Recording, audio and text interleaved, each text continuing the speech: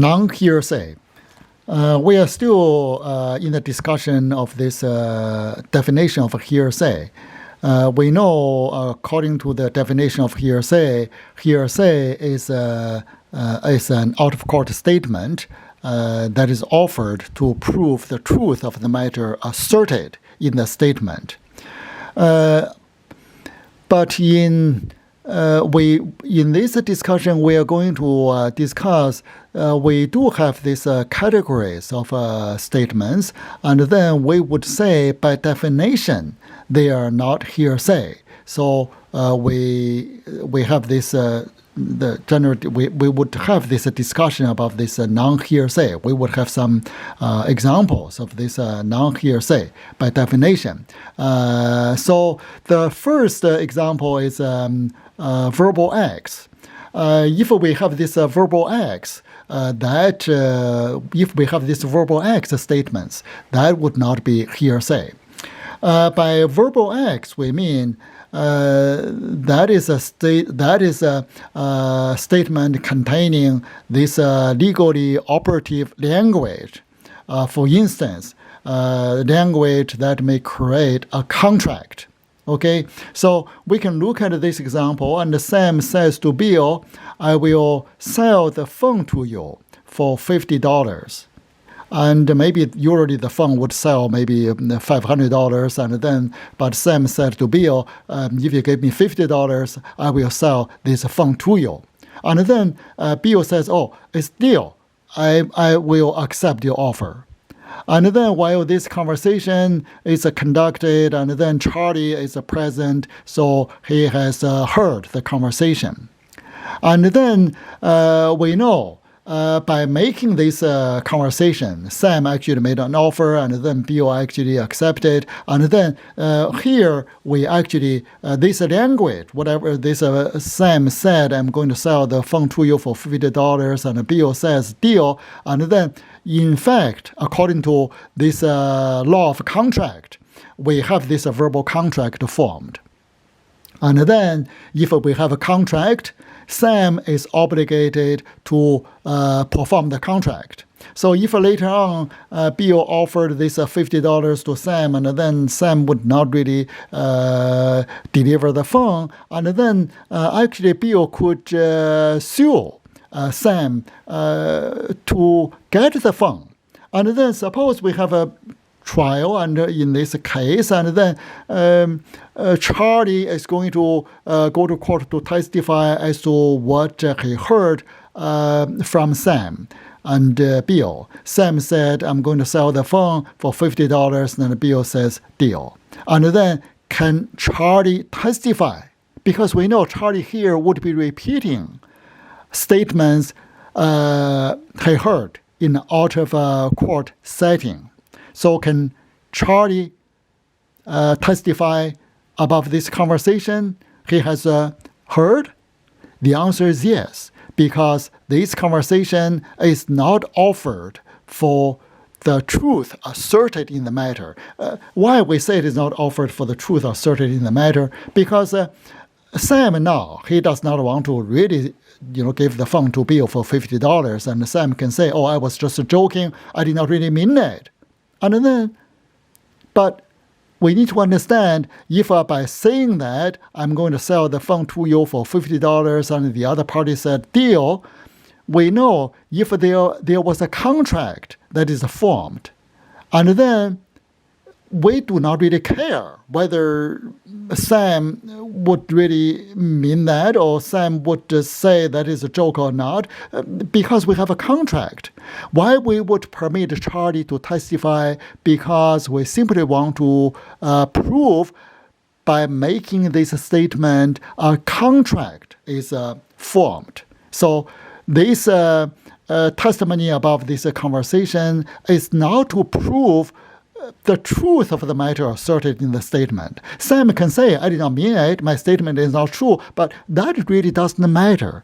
All we want to prove is the statement is made. Once the statement is made, a contract is formed. So that is the purpose of Charlie's testimony. So this Charlie's testimony about this Sam's statement and Bill's statement would not hearsay because Charlie would be testifying legally operative language. That is a language that having the effect of creating a contract. So that is not going to be hearsay. So the second category would be the effect on the listener. And suppose let's look at this example, and Adam is on trial for robbery, and he claims duress defense. And he wants to testify that Adam pointed a gun at his head and said, "Go to take the necklace from that lady, or I'll shoot and kill you." So Adam at the time, and he was scared, and he was afraid Adam would pull the trigger to shoot him. So he went there to rob this lady, to rob this necklace from the lady. So, of course, we know in criminal law we have this duress defense. If someone committed a crime under duress, and then the person could use that as a affirmative defense. But the evidence law issue is whether Adam can testify as to Adam's statement. Adam's statement, of course, was an out-of-court statement. And then can Adam testify as to this statement? Would this testimony about this statement be hearsay? The answer is no. Why? Because this statement is not offered to prove the truth of the matter asserted. Later on, maybe Adam would say, actually, the gun I used, that was just a fake gun. I actually could not really even shoot. But, that really doesn't matter because we offered this statement. We offered this Adam's statement. It is not because we want to prove the statement is true. That is indeed, if Adam would not really go to rob the lady, and then the Adam would actually pull the trigger and shoot him, we do not want to prove that. We do not want to prove this statement is a true statement. We want to prove the statement was made and it had an effect on Adam. So that is what we want to prove. Indeed, as this title suggests, we want to prove the effect on the listener. We simply want to prove the statement was made and it had an effect on the listener. And then we do not want to prove whether whatever that is stated in the statement is true. So we know whenever this statement is offered not for the truth asserted in the statement, it would not be hearsay. So if that is offered to show the effect on the listener, and then the statement, and then the testimony about this statement would not be hearsay. So Adam in the case can testify as to Adam's statement. And then the third category is if a statement is offered as circumstantial evidence of the declarant's state of mind, and then that would also not be hearsay. Let's look at this example. Peter is on trial for murder for killing Tom. The prosecution asks Sam to testify. Sam is to testify that on the day of a murder, Peter said to him, "Tom is the lowest scum of the earth. He owes me $1,000. So, would Sam's testimony about this Peter's statement hearsay? Once again, it's not going to be hearsay. Why?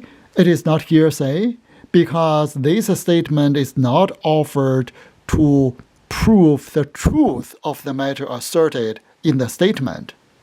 Because we need to know what did Peter say in the statement. Peter said Tom is the lowest scum of the earth. How could you prove that? Is that you offer this, you want to prove Tom actually is the lowest scum? How you can prove that? of course, we offer this statement. It was not because we want to prove whatever stated in the statement is true. This statement actually is relevant. This evidence, this testimony about this Peter's statement, of course, would be relevant because why it is a relevant evidence? Because by making this statement, and then we could see Peter did not like Tom. So that would provide motive for Peter to kill Tom. So if you examine this evidence in light of relevancy, of course, we have to say this statement is relevant because that shows Peter's dislike of Tom. So that would provide, that would supply the motive for Peter to kill Tom. So as far as the relevancy is concerned, we know this evidence is relevant, but of course, we also have to make sure the testimony about this statement is not hearsay. And then, of course, we know the testimony about the statement, Sam's testimony about this Peter's statement would not be hearsay because this statement is not offered to prove the truth of the matter asserted in the statement. Of course, we do not offer this statement to prove Tom is the lowest scum. Of course, another part of the statement in this statement is Peter says Tom actually owes him $1,000. Do we want to prove that? Do we want to prove that is true? Of course not. We don't care.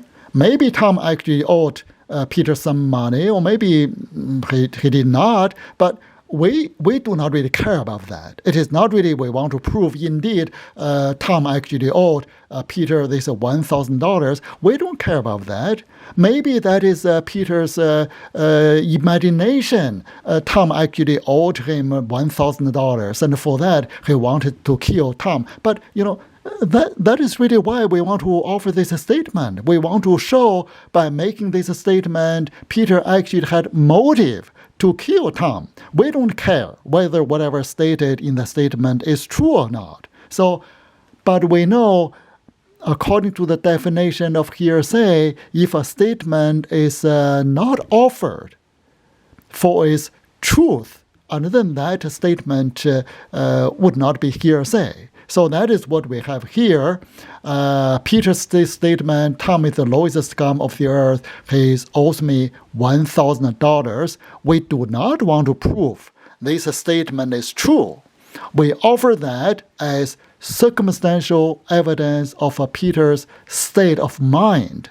Because Peter had this state of mind, and then that would supply a motive for Peter to kill Tom. So that is the reason why we offer this, we ask Sam to testify about this statement. So in this case, Sam for sure can testify as to Peter's statement, because even though the statement was an out-of-court statement, it was not offered to prove the truth of the matter asserted in the statement.